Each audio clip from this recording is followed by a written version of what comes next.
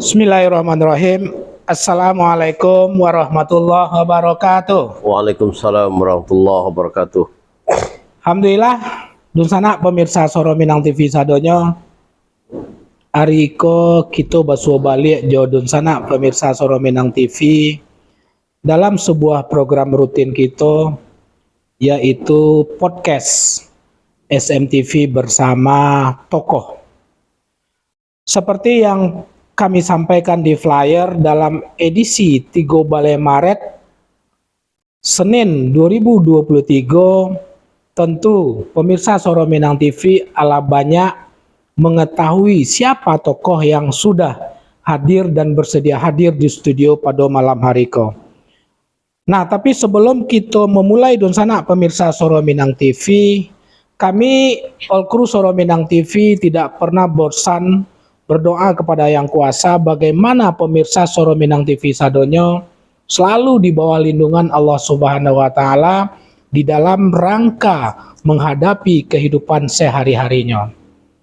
Selanjutnya don sana Soro Minang TV sadonyo, kami juga tidak pernah bosan menghimbau kepada pemirsa Soro Minang TV sadonyo untuk selalu nge-like, follow, subscribe, komen, and share sebanyak-banyaknya fanpage Soro Minang TV dan channel YouTube Soro Minang TV. Karena memang dun sana pemirsa Soro Minang TV, keberadaan Soro Minang TV untuk bisa hadir dengan berbagai macam program menjumpai dun sana Soro Minang TV sadonyo itu tidak terlepas daripada peran aktif dun sana pemirsa Soro Minang TV sadonyo dalam rangka bagaimana SMTV untuk tetap bisa berkarya menjumpai dun sana semuanya. Untuk itu dun sana Soro Minang TV, sekali lagi kami mohon jangan sampai lupa mensubscribe, menekan tanda lonceng, nge-like dan memberikan komen, memfollow fanpage Soro Minang TV dan channel YouTube Soro Minang TV. Dun sana Soro Minang TV, Ariko seperti apa yang telah kami sampaikan di flyer, kita berjumpa kembali bersama salah seorang tokoh yang insya Allah sebentalai Pak kameramen akan melihatkan siapa tokoh yang sudah hadir di studio kita pada malam hari ini. Nah, untuk itu dun sana Soro Minang TV sadonyo penasaran kan siapa yang akan kita mengajak berbincang-bincang, berdiskusi-diskusi ringan. Untuk itu jangan lupa dun sana Soro Minang TV sadonyo ikuti taruh live streaming kami di Suara Minang TV, Suara Urang Awak. Oke, dun sana pemirsa Soro Minang TV, Pak kameramen, ala nampak tamu gitu Pak? Lah, alhamdulillah. Assalamualaikum warahmatullahi wabarakatuh Pak Ustadz. Waalaikumsalam warahmatullahi wabarakatuh. Masya Allah, alhamdulillah ya Allah. Keberkahan untuk Soro Minang TV menghadirkan seorang ulama Kota Batam di studio Soro Minang TV. Amin ya. Amin. Pak Ustadz. Amin ya. Yang pertama, wak bahasa Minang ya Ustadz ya? Kalau bisa bahasa Minang tentu bahasa Minang. awak kan orang Sumando. Ya Sumando gitu ya. Sumando. Kita campur-campur lah. Boleh. Karena kan umat Islam yang selama ini menjadi jemaah Ustadz kan juga tidak orang Minang semua. Ya. Betul. Jadi bisa jadi jemaah-jemaah Pak Ustadz lah dengan suku lain yang pingin juga menonton pada hari ini. Lintas suku. Lintas suku. Nggak mengerti lah nyopon wak keceknya ya. Oke, pemirsa Soro Minang TV, memang kita mulailah baca cerita-cerita. Kami akan sampaikan beliau adalah Bapak Al-Ustadz Haji Sukri Ilyas SAG MA. Di samping profesi beliau sebagai ASN Pak saya di Kementerian Agama, beliau juga menjabat sebagai seorang sekretaris umum Majelis Ulama Indonesia Kota Batam. Oke, Pak Ustadz, kita mulai bercerita-cerita gitu seketek. Kita mau, saya yakin dan percaya Pak Ustadz,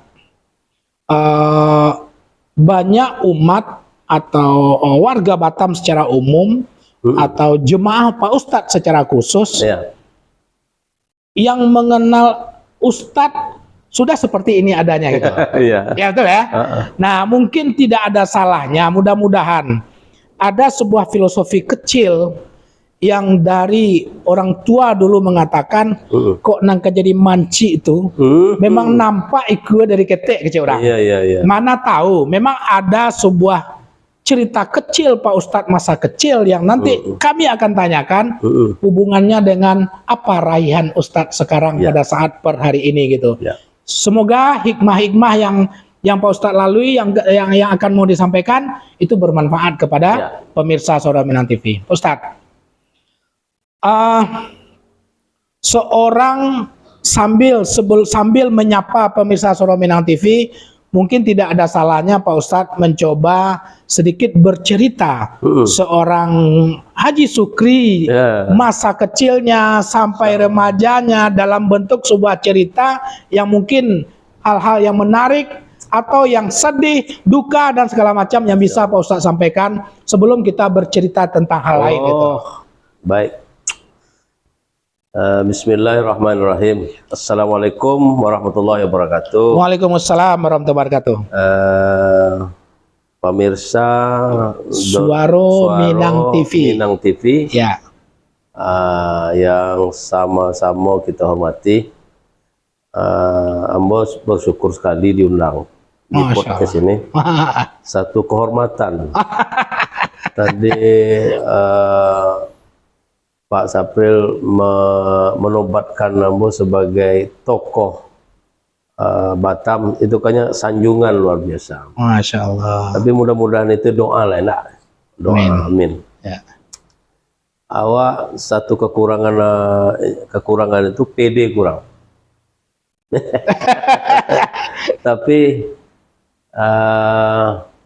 ada pepatah orang tua yang namanya ameh dilempar ke Mana saja, bahkan di dalam lumpur sekalipun tetap bercahaya. Ya, insya Allah. Dan bahkan ada filosofi orang tua yang namanya batang ubi dilempar kemana-mana, ini bisa tumbuh. Nah, filosofis itu sederhana, betul. Tetapi itu adalah kalau kalau kita awak combine dengan pepatah Buya Hamka, alam tak kembang jadi guru. Jadi di mana saja berada harus bisa menyesuaikan. Jadi jangan alam itu menyesuaikan dengan kita. Betul. Tetapi awak harus bisa berada di tempat di multi etnis, multi suku. Ya. Dan potensi-potensi yang ada sama awak itu yang bisa kembangkan. Ya. Tadi menarik tadi. Sukri Ilyas itu sejak ketek seperti apa gitu. Ya. Jadi itu sangat menarik pertanyaan itu. Kalau dibukukan tuh panjang tuh, Pak. Dibukukan menjadi catatan. Ya. Itu memang sampai lupa saya. Masya Allah. Tapi saking banyaknya, karena saya mempunyai sejarah tersendiri saya. Iya. Ambo mempunyai sejarah tersendiri. Mau dilahirkan itu sebenarnya Donsana dilahirkan di Bengkalis. Ya. Cuman orang mengenal Sukri Ilyas itu bukan orang Bengkalis, tapi orang Padang. Ya benar, karena sebentar, karena masih ingat pertama kita kenal di 2003-an, itu nggak pernah terpikir seorang Ustadz Sukri itu adalah dari suku Melayu Bengkalis, tapi memang full Minang gitu. Ya. Jadi maka untuk menguji itu gimana bahwa masyarakat Donsana mengundang Ambo itu banyak dari Padang dan Minang. Pengajian-pengajian Minang itu banyak yang mau mengisi, baik Haji, bahkan di Bengkong gitu. Jadi sampai jemaah bilang sebok sama awak masuk Minang. Nah, kebetulan awak orang Minang dulu kan. Iya. Alhamdulillah. Iya. Orang Sumando dan sana Orang Sumando, Ya. semuanya orang Sumando. Ya. Jadi tidak salah lah Pak Sapril ngundang mau di podcast malam. Karena satu kok Iya, iya. ngundang orang Sumando. Iya, betul. Waktu ketek dulu, kalau ayah Hawa itu kan sekolahnya dulu di Ampe Angke, Canduang. Oh, memang Canduang. Bukit Tinggi. Bukit Tinggi. Almarhum Ustadz Ilyas itu ayah kandungmu sendiri. Masya Allah. Itu sekolah di Ampe Angke. Iya, betul. Ya. Ketika itu Ampe Angke itu sangat Luar biasa. itu namanya ulama-ulama dari situ itu memang ulama-ulama orbitan Betul. yang hebat, ya, yang warak, ya. Jadi kalau Sumatera itu dapat namo dulu. Betul. Nah, kalau Ranggai Awak memang ulama, Alhamdulillah. ulama besar Di Bengkalis. Oh. di Bengkalis. Asal beliau itu Kampar, Bangkinang asli. Oh. Kalau ibu Bangkinang juga. Jadi kami ke orang merantau Ke Bengkalisnya. Bengkalis. Nah, jadi awak dilahirkan di Bengkalis 54 tahun yang lalu Masya Allah. di Alhamdulillah. Bengkalis. Ya. Persisnya itu kalau mungkin Dun Sanak tahu, Yet Bustami, Ya. itu kami itu dekat rumah. Kok ndak tahu jo rumah Pak Ustadz? Kok kenal dengan rumah Yat Bustami? Minimal dekat-dekat itulah ya. Memang Yet Bustami itu asli Melayu. Ya. Kalau kami asli Kampar yang merantau ke Bengkalis, Ya. cuma tidak jauh dari rumah Pak Yet Bustami. Ya. Bahkan datuknya itu kan datuknya itu ke Penghulu dulu tuh. Di namanya Di Penghulu, Bengkalis. artinya lurah. Kalau sini apa? Kepala desa. Oh, Bang. Nah, semakin kami dekat itu menerima antaran belanja Yet Bustami itu almarhum. Masya Allah. Menerima antaran belanja. Ya. Kan ada istilah antaran tuh. Betul. Nah, itu yang tukang terima antaran belanja. Itu Suaminya iya. Yet Bustami itu almarhum. almarhum Karena berkawan tuh datuknya tuh dengan almarhum Pak Ilyas. apalagi orang tua awak tuh kan ulama. Ya. Dilahirkan 54 tahun yang lalu, SD di situ, tamat SD, Sukri Ilyas sudah meninggalkan Bengkalis. Pak Sukrinya. Pak Sukrinya Iya. sudah meninggalkan Bengkalis.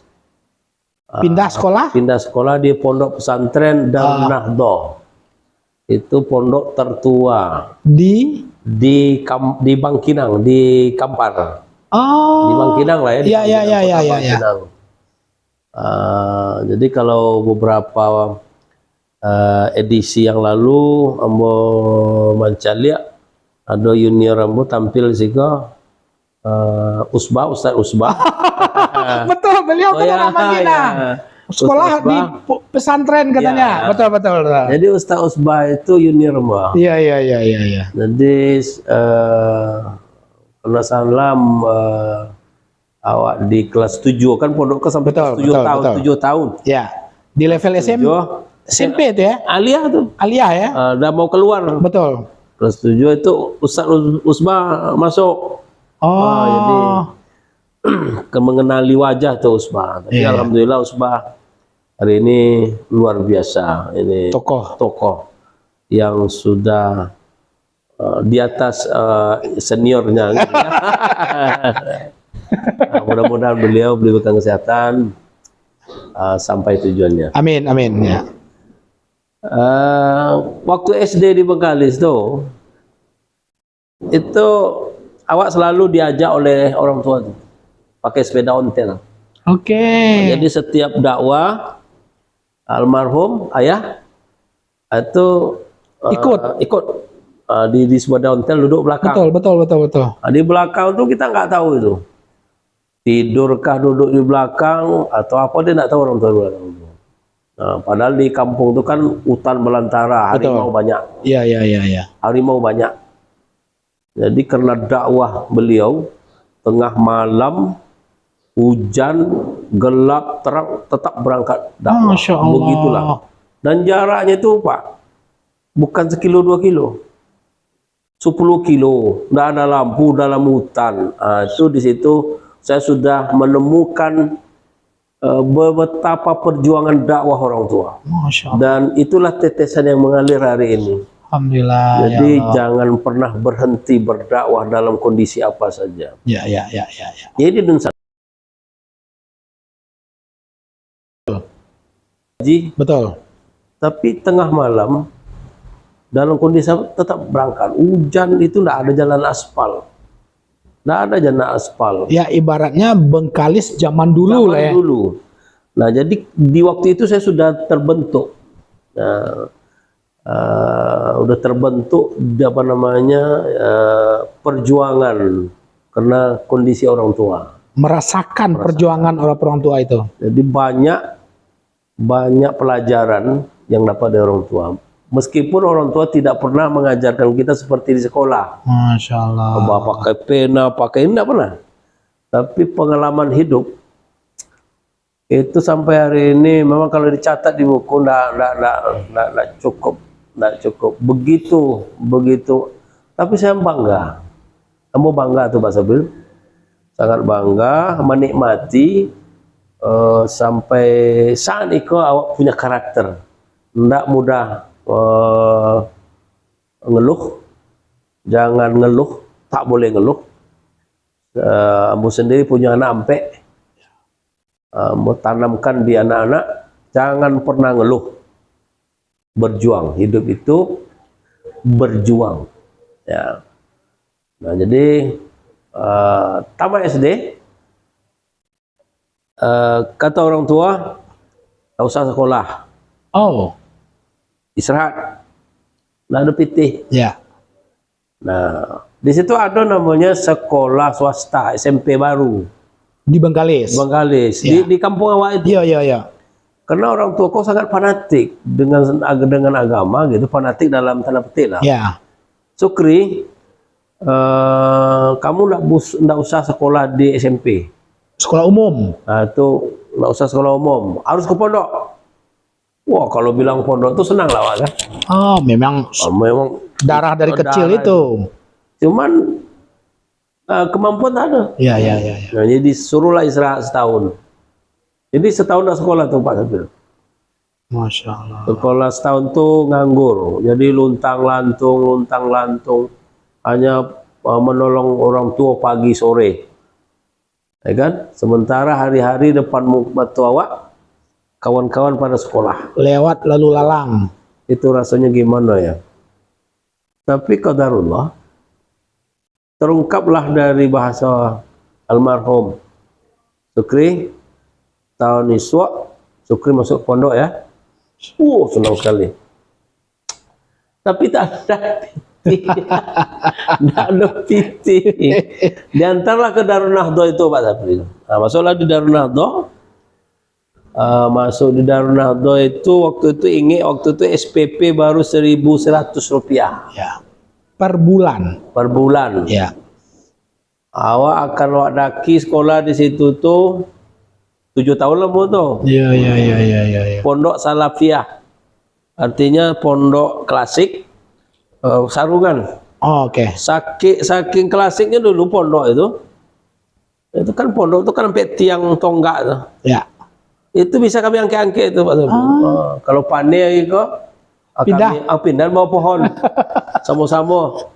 Sepondok itu kan lompek 5 orang. Betul. Pandai, ayo angke Kayak ngangkat payung atau apa gitu ya. Macam Tenda gitu ya. Tenda. Iya. Ada ambil sudut ke sudut, angkat bawa ke tepi sungai Kampar. Iya. Nanti kalau Sisi ini Usbah nggak cerita ini. oh isi aja dah. Mudah-mudahan beliau dengar ya. Mudah-mudahan Usbah dengar. Iya. Itu nanti kalau udah ini hujan, ini atap kan dari Rumbio. Ya. Atau ilalang kan. Iya, betul. Angkat lagi. Sama-sama ringan. Disitulah saya melihat pendidikan pondok itu jangan dilihat dari fisik bangunannya, Ya.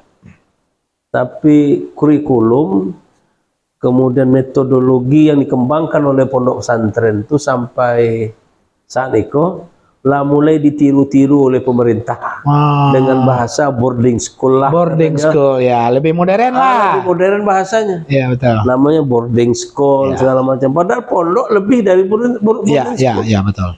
Ya kan? Jadi kenapa di pondok itu lebih lebih nikmatin? Hampir metodologi pengajaran di pondok nggak ada. Dan sana bisa kalau soal anak pondok, hampir guru-guru kiai itu nggak ada pakai metodologi ngajarnya. Kalau labo suruh dengan kitab tuh awak duduk di depan tuh.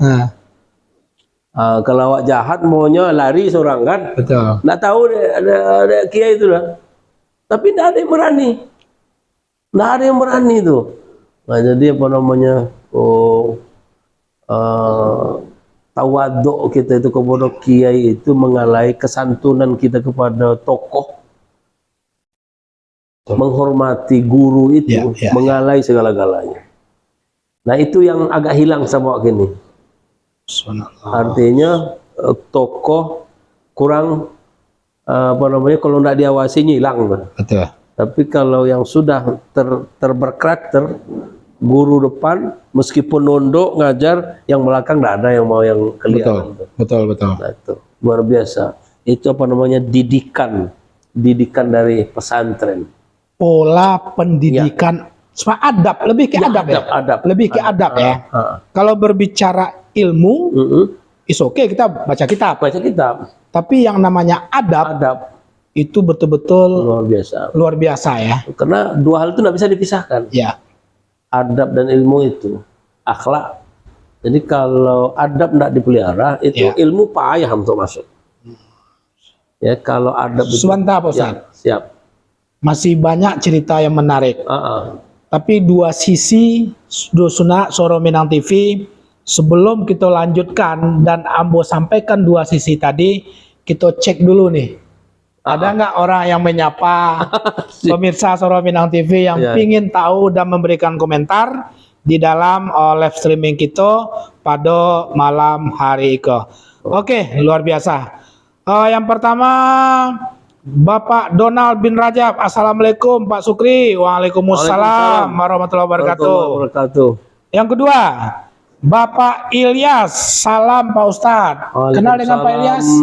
Malaysia kayaknya. Nah, Ilyas ini yang menjadi ketua panitia silaturahmi Akbar UAS kemarin. Oh, tahu kan? Baru ingat ya. Makasih Pak Ilyas. Ya. Berikut Bapak Rizaldi. Assalamualaikum Pak Ustadz. Waalaikumsalam warahmatullahi wabarakatuh. Desmanis. Assalamualaikum Pak Ustadz dan Pak Os. Maaf tidak bisa datang Pak Hos, badan kurang lama kerja. Mudah-mudahan cepat sehat Bu Des. Dan berikutnya Amida Sulhi. Assalamualaikum Buya. Waalaikumsalam warahmatullahi wabarakatuh. Alhamdulillah, terima kasih banyak kepada pemirsa yang sudah memberikan komen. Silakan pemirsa Suara Minang TV yang ingin bertanya tentang sosok seorang Al Ustadz Sukri, silakan memberikan komen di live streaming kita pada malam hari ke. Ustadz, kita lanjut. Jadi di pondok itu dari masuk sampai selesai 7 tahun. 7 tahun. Itu apa namanya, keinginan orang tua tinggi tapi tidak punya kemampuan. Solusi seperti apa yang Ustadz lalui? Maka selama 7 tahun itu dengan filosofi, dengan bahasa gaek di rumah, ayah punya kemauan tapi tak punya kemampuan. Mudah-mudahan Sukri nanti situ bisa sampai sekolahnya. Dan itulah keyakinan orang tua. Itulah bedanya orang tua dulu, orang tua gini. Kalau orang tua dulu anak banyak, tapi anak sekolah sudah. Iya betul. Tapi tekan kalkulator tuh, gaji ayah sekian plus sekian plus sekian, pengeluaran sekian dan 10 nak temu tak? Ndak sopok barang. Ndak sopok tu. Iya. Tapi kalau orang kini nyengolangkan anak kan itu dulu. Ndak masuk dah, ndak sekolah. Ya. Orang tua ndak masuk, anak pun sekolah. Ya. Itu keyakinan orang tua itu beda. Beda cara pikir. Betul. Jadi selama 7 tahun itu sekolah tinggal di pondok. Ya. Tinggal di asrama, kiriman orang ada. Waktu itu ada yang sudah 60.000 sebulan. Pakai wesel tuh. Ya, wesel. Pakai wesel loh. Yang warna hijau itu ya. Ya, belum ada pakai transfer, pakai wesel.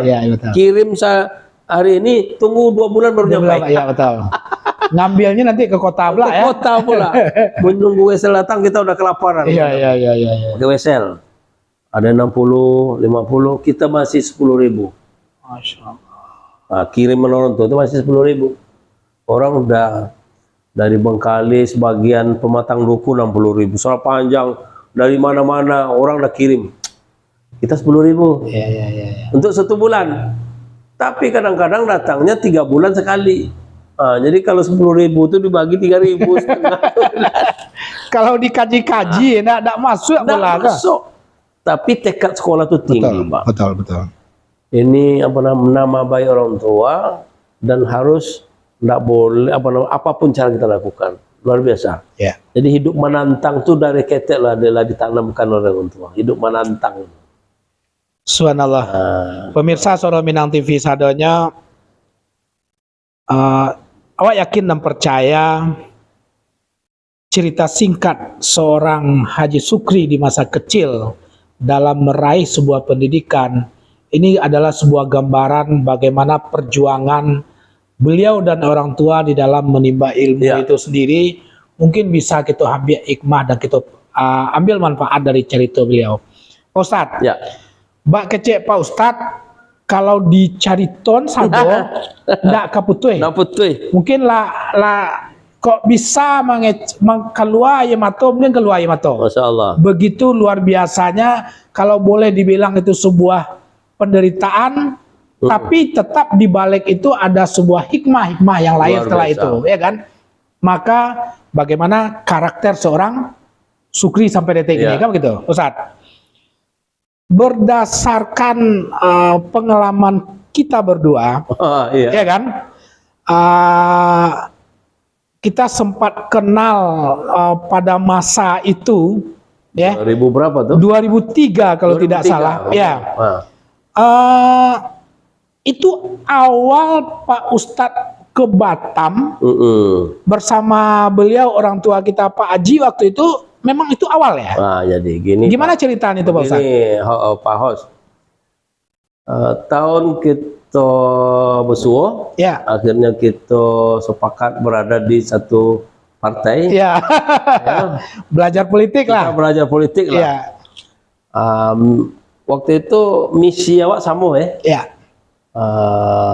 ada orang tua kita Pak Zul Bakri, itu belum pertama. Artinya sudah sekitar 4 tahun lah di Batam. Oh, sudah 4 tahun. Pernah sebelum itu masuk Batam 97. Oke, 97. Pernah imam di masjid. Jadi ambo balik ke belakang sedikit tadi. Betul. Dari tamat pondok, betul tamat dengan sempurna. Iya, alhamdulillah. Artinya meskipun dengan cara bagaimana kita menyelesaikan, kita selesai. Satu kebanggaan orang tua. Tamat pondok, nggak langsung pulang, langsung masuk perguruan tinggi. Tandinya ke Imam Bonjol. Ke Padang, tapi saya ditinggal kawan. Kawan lah berangkai awal lambe. Daripada nak kuliah, lari ke Pekanbaru. Masuk Pekanbaru, Fakultas Syariah. Jurusan Syariah, tamat tahun 95. Alhamdulillah, 95 tamat, langsung tam. Nggak balik. Jadi kalau pulang kini ke kampung Pak Sabril, orang kampung nggak ada yang kenal. Karena udah terlalu lama loh. Berangkat tamat SD tadi ya.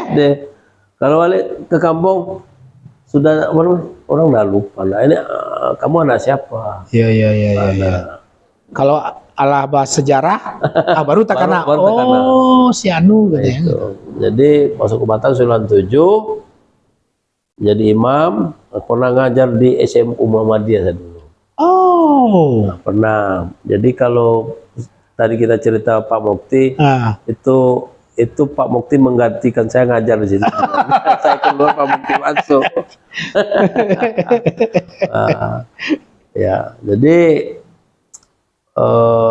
waktu jadi guru SMA, udah pernah jadi udah masuk Honda dulu. Honor daerah. Honor daerah ya. Honor daerah pertama kali yang dicetuskan oleh Pak Jan Kadir itu rombongan saya. Pertama. Jadi, itu pasca 2004 ya? 2004. Jadi semua kawan-kawan masuk Honda. Saya juga masuk Honda. Jadi kawan-kawan PNS keluar. Saya keluar dari pendidikan itu, dari sekolah. Ya. Bergabung ke Kemenak. Jadi kawan saya masuk ke dinas. Saya masuk ke Kemenak. Tapi sama-sama ASN juga. Iya. Alhamdulillah. ASN. Nah, di dalam itu, karena kita ini hidup berjuang dari kecil, saya melihat tokoh-tokoh di Batam. Ada Pak Rozali Jaya almarhum. Ada waktu itu Pak Abdul Razak, mantan Kekan Kemenak.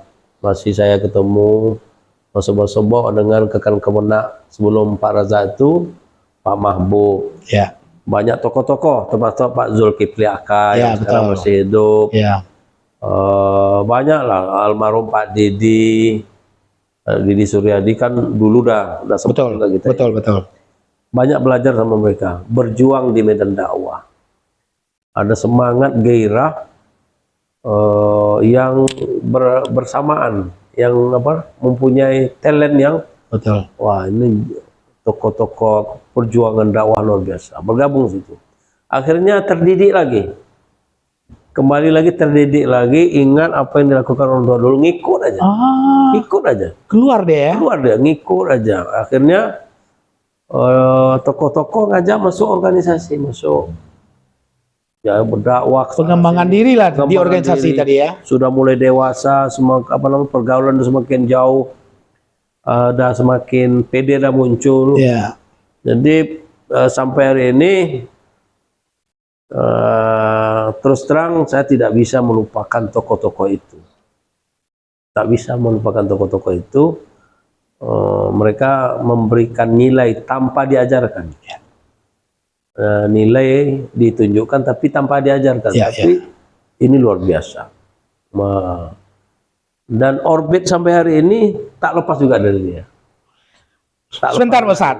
Pemirsa Suara Minang TV, memang banyak sangeneknya kita karena memang jujur host dengan beliau cukup lama berkenalan.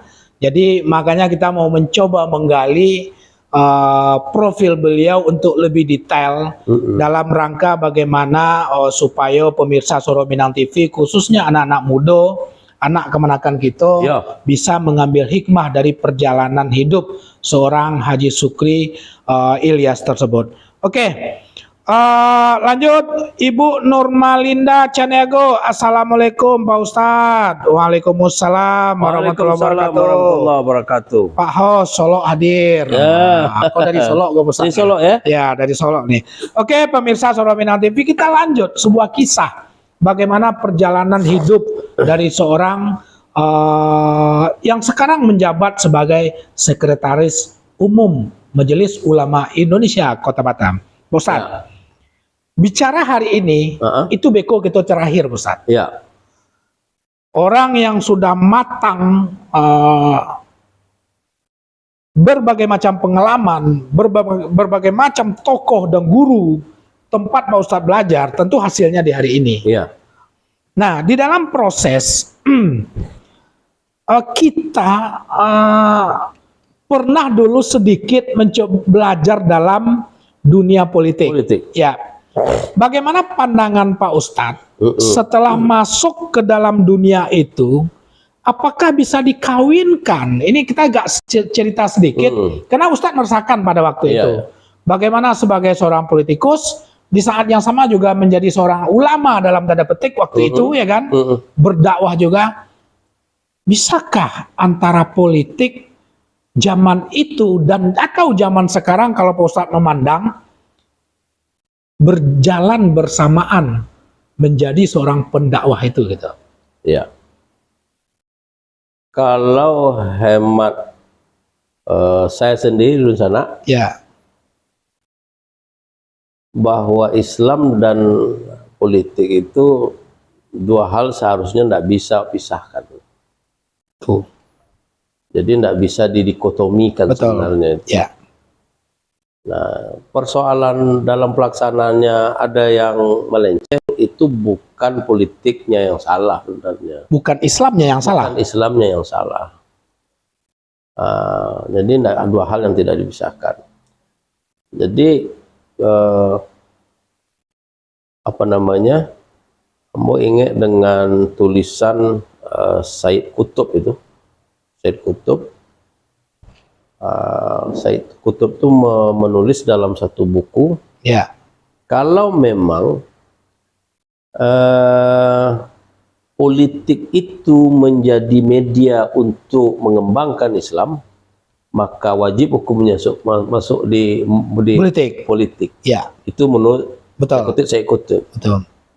Karena kalau kita berkoak-koak di luar dengan idealis kita, konsep yang matang, bagus, tapi tidak tersalurkan di dalam sebuah sistem, itu tidak diterima. Tidak ada artinya. Nah, jadi bahkan itu bisa dicap oleh orang. Ini bisa dianggap, oh ini pembangkang lah segala macam. Ya. Nah, jadi kalau memang ada masukan-masukan atau ide-ide yang mau dan punya talent untuk itu, ya masuk di politik. Warnai dunia politik demokrasi itu dengan ideologi dan ilmu pengetahuan kita, ya. Itu seharusnya. Ya. Kalau menurut Ambo sendiri, ya dua hal nggak bisa dipisahkan.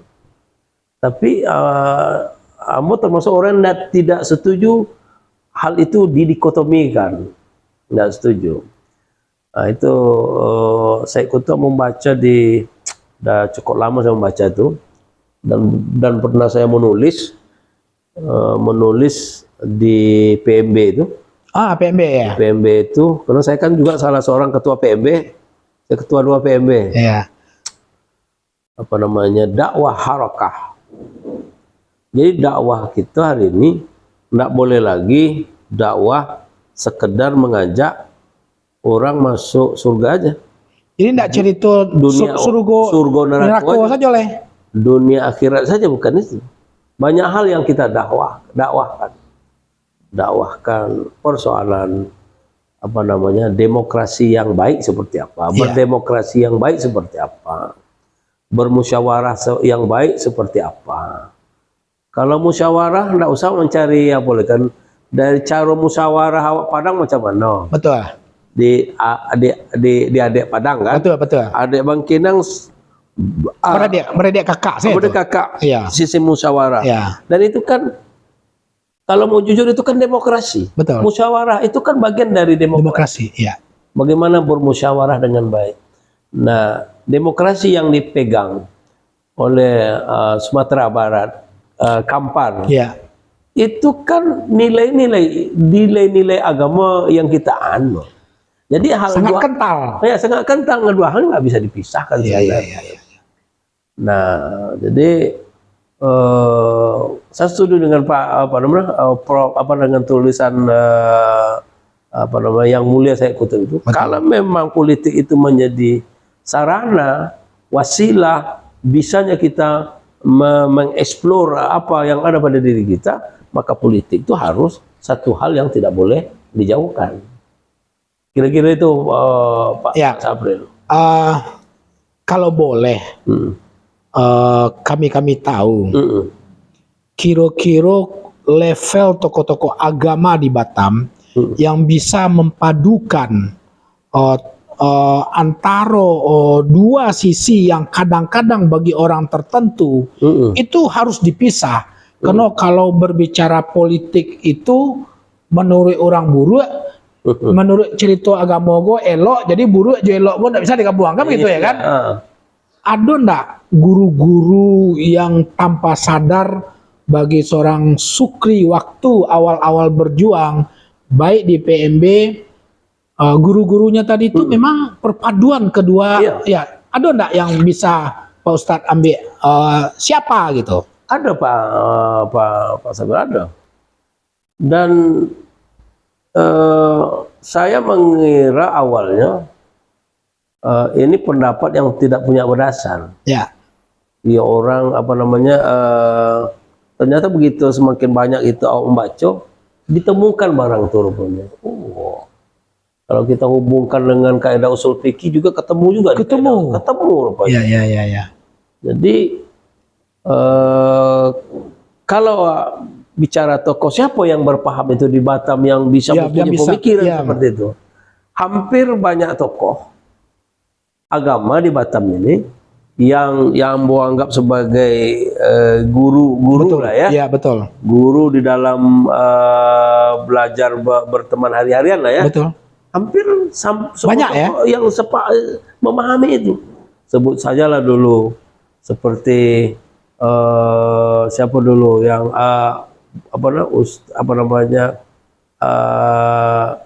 Bapak Andi Ibrahim. Oh ya. Pak Andi Ibrahim. Betul.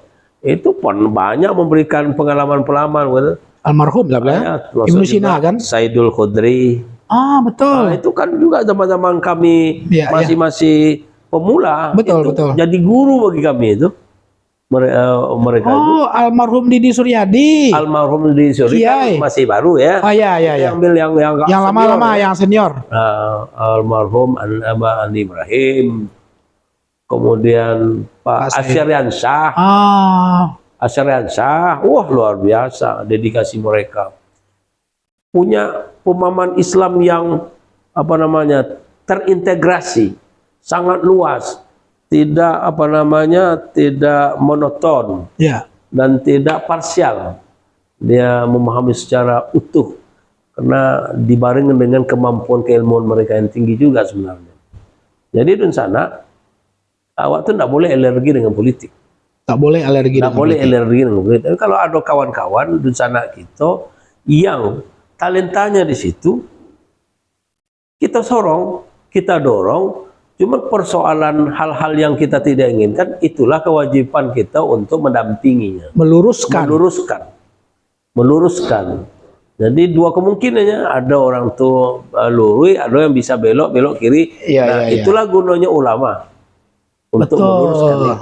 Itulah gunanya ulama untuk meluruskan itu. Luar biasa pemirsa Soro Minang TV. Kalau Balau Indah ASN mungkinlah jadi anggota dewan. Betul nggak? Ya. Seingat di 2004 itu Pak Ustadz dulu kalau nggak salah ketua PMB Sekupang ya. Ketua PMB Sekupang. Kecamatan Sekupang ya. Itu punya nilai jual luar biasa ya. Kamar-kamar itu dijual ya. Pemirsa Soro Minang TV, sadonya masih ada 1 atau 2 pertanyaan tidak terasa. Udah hampir 60 menit kita bercerita. Alah 9 kurang 5 ya. Insya Allah nanti kita akan punya sesi khusus nanti berbicara secara detail tentang Pak Ustadz, tentang MUI untuk nanti kita berbicara. Pak Ustadz, seperti apa yang kita sampaikan di flyer, Pak Ustadz hari ini adalah menjadi Sekretaris Umum Majelis Ulama Indonesia. Kalau boleh kita umat sedikit mendapat pencerahan, ya kan? Apalagi hari ini adalah sebentar lagi kita mau masuki Ramadan, sebentar lagi masuk pada tahun politik. Tentu MUI dalam tanda petik sudah punya kebijakan-kebijakan di internal. Bagaimana umat ini tetap off the record ini, bukan off the record, on the track, on the track, kan begitu ya kan? Tentu ulama punya kewajiban meluruskan jika ada yang bengkok dalam tanda petik. Nah, jadi berikanlah pandangan umum sebagai seorang pengurus teras atau pengurus inti daripada Majelis Ulama Indonesia Kota Batam Ya. tentang situasi yang pertama mungkin tentang Ramadan dulu lah yang paling dekat. Ya. Yang kedua nanti mungkin kita bercerita sedikit peran MUI bagaimana di 2024 gue nak cakap-cakap gitu. Gitu ya. Oke, silakan Ustaz. Makasih host Dunsana Minang TV yang luar biasa, berbahagia, mudah-mudahan panjang umur Amin. dan mudah-mudahan awak semua dengan Dunsana bisa masuk Ramadan dengan sehat walafiat. Ya, amin. Menyikapi masuk bulan Ramadan sebentar lagi, Ya. yang bisa kami sampaikan untuk Dunsana sekalian dalam memasuki bulan Ramadan itu, mari awak jago sama-sama ketenangan beribadah. Ya, pasti, insyaallah. Ketenangan ibadah itu dijago, kenyamanan berada di apa namanya di tempat-tempat yang majemuk itu Ya. harus awak jago keamanannya. Ya. Maka oleh sebab itu kalau MUI menghadapi Ramadan kok banyak hal agenda. Ya. Di antaranya adalah MUI mengajak seluruh elemen masyarakat untuk mensiarkan Ramadan. Bergembira menyambut Ramadan. Bergembira dengan kegiatan-kegiatan yang apa namanya yang bernilai budaya, selagi itu budaya itu masih dikomodir oleh Ya. roh Islam. Ya. Ya. Jadi kita tidak terlalu kaku kali di situ, Ya. karena kan itulah keistimewaan Indonesia itu, keragaman itu tadi. Iya, betul. Nah, media-media, baik itu media elektronik, media cetak, kita meminta. Barusan tadi rapat juga di meeting, Ya. kita mengundang seluruh media, tapi yang banyak hadir tadi apa namanya radio. Ya. Untuk memberikan ruang-ruang apa namanya pencerahan slot untuk dakwah. Ya. Karena di Ramadan ini kok kan Dunsana banyak lagi iman lagi naik. Ya. Jadi semua media dibuka oleh mereka itu, TV lah, medsos lah, pencerahan, menambah keimanannya itu. Maka kita minta seluruh media untuk bersinergi dalam dakwah. Jadi kalau ustadz saja berdakwah itu hanya di atas mimbar, terbatas. Ya. Tapi kalau difasilitasi oleh media atau masuk podcast malam itu luar biasa kan? Luar biasa. Subhanallah, kamu salut lah ya. Terima kasih. Itu bisa dikonsumsi oleh orang mana saja. Ya. Apalagi podcast itu kan bisa dikonsumsi oleh mana saja. Seluruh dunia. Seluruh dunia. Ya. Nah, ini kan pencerahan media apa namanya media dakwah dengan cara teknologi menggunakan teknologi. Nah, kemudian menyikapi Ramadan ini meminta seluruh ormas-ormas Islam mengemas mengemas program-programnya dalam rangka sinergi dalam dakwah ini. Jangan sampai masyarakat di bawah dengan keawamannya itu sehingga pelaksanaan ibadahnya itu tidak terlaksana sesuai dengan ajaran Islam sesungguhnya. Jangan sampai dia beribadah tidak mempunyai pedoman arah. Kenikmatan itu tidak dirasakan. Perlu diketahui Ramadan ini kan rukun Islam. Ya. Nah, maka tidak boleh sekedar rutinitas saja. Tapi harus disadari kok rukun Islam loh. Iya.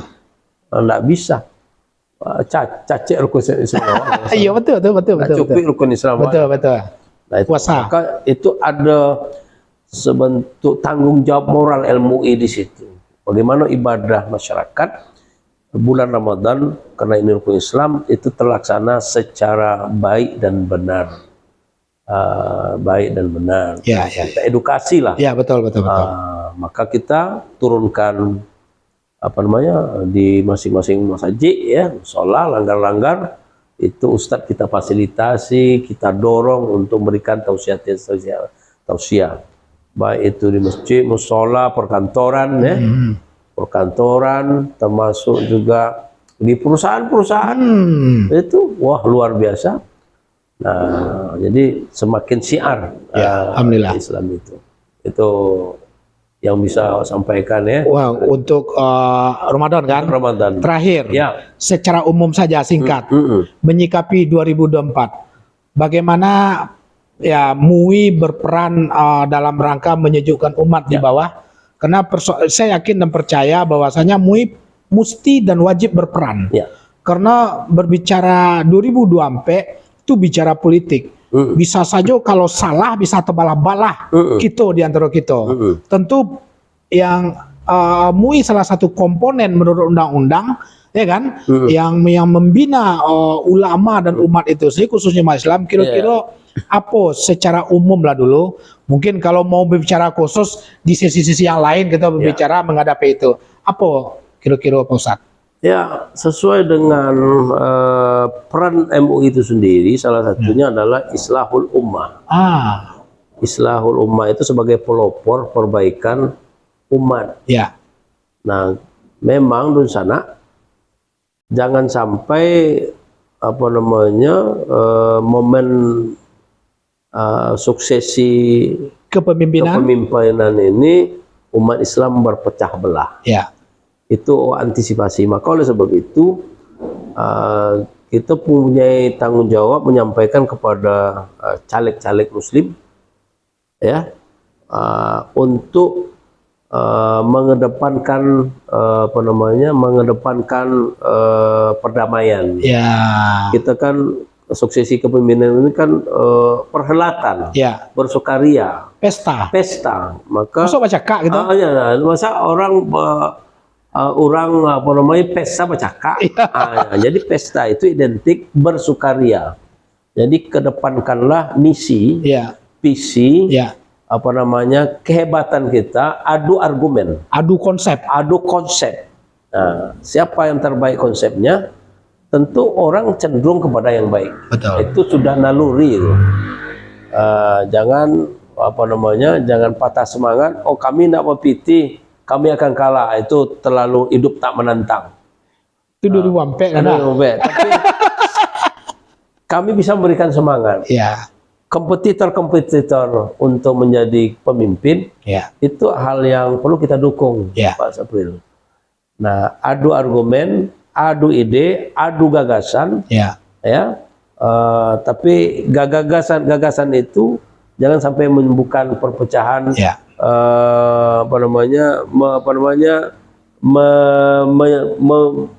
Menyinggung orang sebelah. Betul. Tapi kita betul-betul berjalan dengan sesuai dengan petunjuk. Jadi insya Allah umat akan baik. Dia biarlah umat menilai.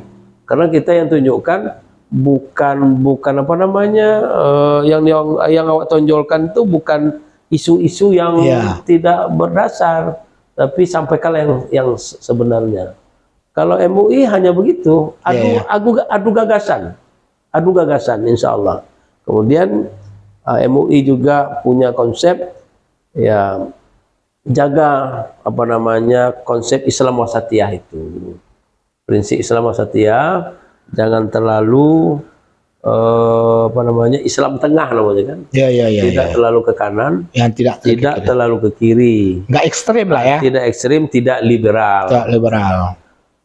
Bukan ekstrim, tidak liberal. Terlalu ke kanan kan ekstrim. Betul. Terlalu ke kiri kan liberal. Konsep Islam menawarkan wa kadzalika ja'alnakum ummatan wasata. Islam yang wasatiyah. Kalau kita atau disebut dengan Islam tawasud. Islam tawasud, Islam pertengahan. Apa Islam itu pertengahan itu? Tidak merasa menang sendiri, tidak mencerai perasaan orang, tidak radikal, dan tidak juga terlalu liberal. Tidak liberal. Itu harapan kita Pak Sapril sebagai host malam hari ini. Dun Sana luar biasa Dun Sana. Kalau host Pak Sapril kok manggil harus banyak bahan Pak sebenarnya. Pandainya ngorek jadi. Dun Sana Soro Minang TV sadonya memang tidak terasa lebih 60 menit kita berbincang dengan Bapak Ustadz Haji Sukri Ilyas SAG MA. Jujur memang karena kita dalam perjalanan hidup kita punya sejarah tertentu. Iya. Makanya ambo coba menggali-gali itu gitu. Ma tahu gara-gara lah duduk di MUI lah tipati lah juplitik kan gitu kan. Enggak kan? Lah Ustadz terkenal lah tipati atau ya, tapi pada prinsipnya tetap beliau MUI secara umum tetap bagaimana mengarahkan dan menjaga umat itu tetap bersatu. Jangan gara-gara perpolitikan kita terjadi perpecahan. Apa tadi? Islam? Wasatiyah. Wasatiyah. Islam tengah ya? Islam tengah. Oke. Di sana pemirsa Soro Minang TV tidak terasa 60 menit kita setelah berbincang-bincang. Sebenarnya masih banyak yang perlu kita ceritakan, tapi insya Allah kita akan siapkan satu sesi khusus untuk yang membahas hal-hal tertentu yang mungkin bisa bersinggungan dengan tupoksinya sebagai Majelis Ulama Indonesia itu sendiri. Oke pemirsa Soro Minang TV, sebelum kita berpisah, ambo mencoba membaca sangenek lai ada beberapa komen. Yang pertama Jadri Jailun, Assalamualaikum Pak Ustadz. Waalaikumsalam. Dan Pak Os, Padang hadir. Masya Allah, Padang loh. Tadi dari Solo. Ibu Nurmalinda. Jawa. Kini dari Padang, kan gitu ya kan? Makin jauh ya. Makin jauh. Ibu Alinar, semoga cepat pulih Bu Des manis. Oh iya Bu Alinar, doa untuk Bu Hos ya. Ya sama Bu Des tadi. Bu Des kan ngecek kurang lama badan. Oke, pemirsa Soro Minang TV sadonya. Kami all kru Soro Minang TV, Safril Yubahar dan bersama Al Ustadz Haji Sukri Ilyas mohon izin pamit undur diri. Pak Ustadz terima kasih banyak atas cerita-cerita ringan kita tentang Pak Sukri sebenarnya siapa dulunya dan peran Bapak sebagai salah seorang pengurus teras dari Majelis Ulama Indonesia. Itulah pemirsa Soro Minang TV, kita berbincang 60 menit dengan beliau. Mudah-mudahan kita pemirsa anak menakan kita bisa memetik hikmah tentang cerita-cerita perjuangan seorang Sukri Ilyas pada masa kecil.